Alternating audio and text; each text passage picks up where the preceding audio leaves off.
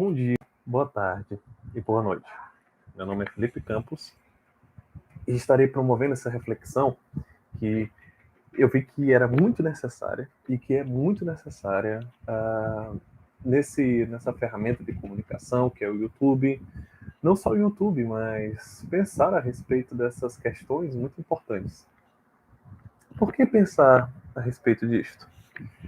O título do nosso vídeo hoje é o seguinte: quem precisa,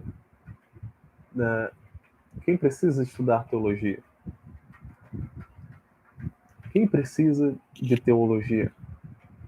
E eu quero deixar bem claro para vocês a necessidade do estudo da teologia na história.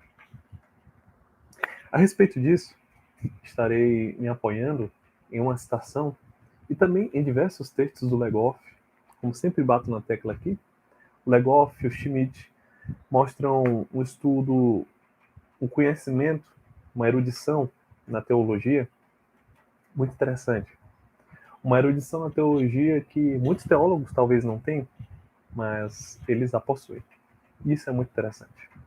Como esses medievalistas muito famosos e muito intelectuais estavam interessados em estudar teologia. Nisso, vamos à citação e logo após eu estarei fazendo alguns comentários a respeito dela.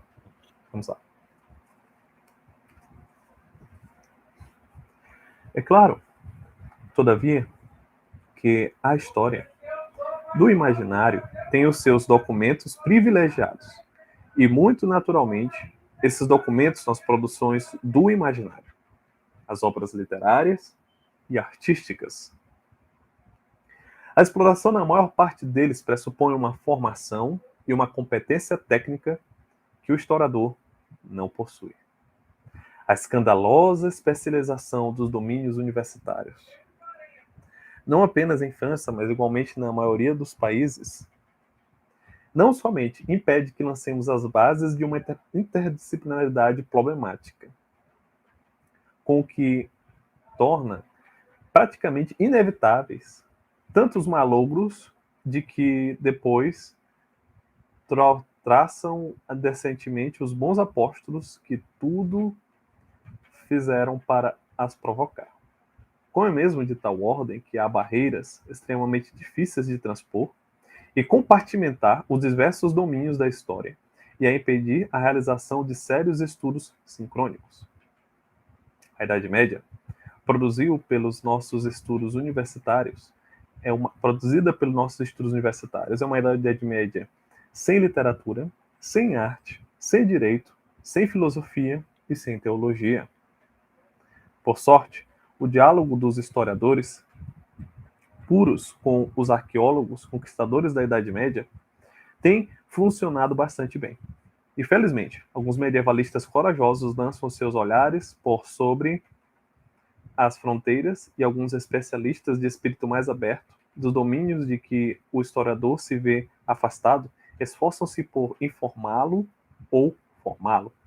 É preciso a estatura de um Georges Duby para ousar escrever, e com êxito soberbo, os tempos das catedrais. São precisos historiadores esclarecidos e fortes para organizar de a pouco a esta parte tem havido alguns progressos, enquanto os pluridisciplinares sobre uma determinada época, como os medievalistas italianos que há coisa de 30 anos criaram as Semanas de Spoleto, dedicadas à Alta Idade Média. E para quando, em França, Instituto da Idade Média, uma casa dos medievalistas. De Goff, nesse texto de 1950, sobre o imaginário medieval, ele traça essas questões. Ele traça essas questões e pontua que temos uma Idade Média, pensamos a Idade Média com uma Idade Média que ele acusa das seguintes questões, que seria uma Idade Média sem teologia, uma Idade Média sem literatura, uma Idade Média sem arte.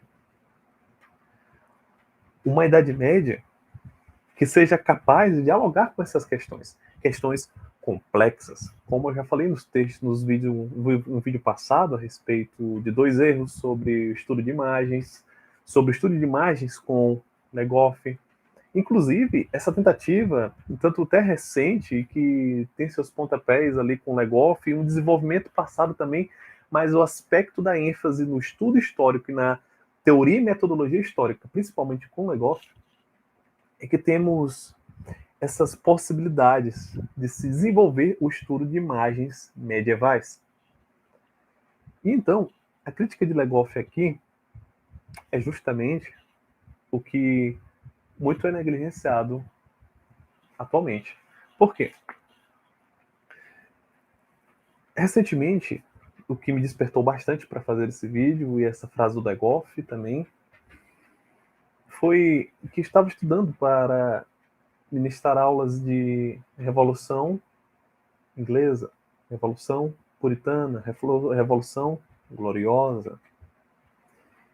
E em uma dessas aulas, que eu assisti videoaulas, uma das pessoas estava ali explicando, e colocou puritanos, protestantes, calvinistas e luteranos no mesmo pacote, sabe? Existiu-se uma ênfase positivista ligada ao materialismo, principalmente ao materialismo histórico de Karl Marx, e sua ênfase em história. É muito interessante que pensavam a religião como interesses, apenas como forma de se chegar a algo, uma religião apenas com causas, e longe de influenciar algo, a religião seria então algo ligado à matéria apenas, e por isso ocorria uma problemática muito grande de não se pensar a respeito do pensamento dessas pessoas. Como comparar um luterano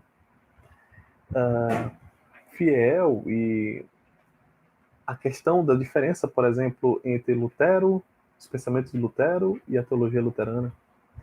Os pensamentos, por exemplo, diferentes entre o movimento puritano, que era um movimento ligado a práticas da igreja, e que era um movimento não monolítico, ou seja, que tinha várias pessoas pensando de formas diferentes. Como comparar ele à igreja anglicana, que estava do lado do rei muitas vezes, e quando não estava ao lado do rei, tinha práticas que chamamos de igreja do meio caminho, misturando algumas práticas católicas com algumas práticas protestantes. Como entender então o calvinismo? Confundindo calvinismo com capitalismo, que é um verdadeiro equívoco. E que, claro, se pode lançar novas luzes enquanto eu estudo de Max Weber, criticando em relação a questões equivocadas, mas muito interessante a perspectiva do individualismo em alguns artigos, em que ele fala a respeito da seguinte questão: se antes, na Idade Média, o modo antigo de se viver era a fé na autoridade, na Idade Moderna, a partir da Reforma Protestante, é a autoridade da fé. Seria uma síntese desse pensamento, de muitos pensamentos valiosos. E, então, eu quero deixar bem claro, a partir disso, a importância fundamental e central, nevrálgica, de se entender isto, de se expandir a multidisciplinaridade, a interdisciplinariedade, e compreender que esse imaginário literário e artístico que Legoff fala aqui é que precisa ser explorado, é que precisa ser desenvolvido. E essa especialização, já presente na época dele, também muito presente em nossa época, está cortando essa possibilidade de sermos cada vez mais capazes de produzir análises que tentam entender algo específico a partir da globalidade, a partir da possibilidade ampla que nos permite a realidade que nos cerca. Quanto mais entendemos aspectos com profundidade, os diversos aspectos da realidade, mais podemos ter exatidão a respeito de algo específico que estamos pesquisando. Seja as catedrais, podemos então perceber a arquitetura, como ela foi feita, podemos perceber que tipo de pensamento influenciou, qual ideia religiosa estava por trás da catedral. Qual a história da sua construção? Que tipo de análise pode ser feito pelos seus construtores e por essas possibilidades? Além disso, o Legoff, ele, nesse texto, eu achei genial e muito interessante, os textos mais antigos dele e teóricos. Ele fala de apóstolos do erro, dessas pessoas. Ele usa muitas vezes até uma linguagem que é comum às escrituras. E então, se pensar, é preciso se aprofundar. E historiadores que tentam fazer isso hoje são o Leandro Rust, além do Leandro Rust, também tem o Igor Teixeira, que tem se aprofundado. E claro, a professora Adriana Zíria, o Marcos Bacega, e que trazem essa profundidade.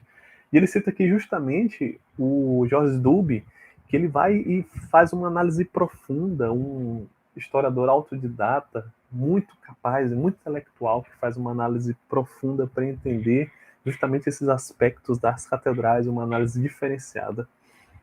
E que nós, como historiadores, nós, como quem gosta de história, nós, como pessoas que estudam história, você que assiste uma aula do YouTube para entender essas coisas, é preciso que você entenda que é necessário ver as diversas visões. Então, construir a sua visão e você mesmo escavar, você mesmo buscar, meditar, pensar a respeito desses temas. Eu espero que tenha sido possível entender isto e da necessidade de se estudar teologia, da necessidade de se estudar religião, porque muitas vezes, quando se arrogam-se com justificativas materiais, tal pessoa fez isso para que tivesse mais quantia, mais dinheiro, coisa parecida, é uma interpretação muitas vezes simplista, simplória e pode ser até errônea. Porque os motivos religiosos estão ali por si mesmos. E não é preciso de um motivo material para explicar aquilo. Pode ser simplesmente fé em um sistema de pensamento e reflexão filosófico.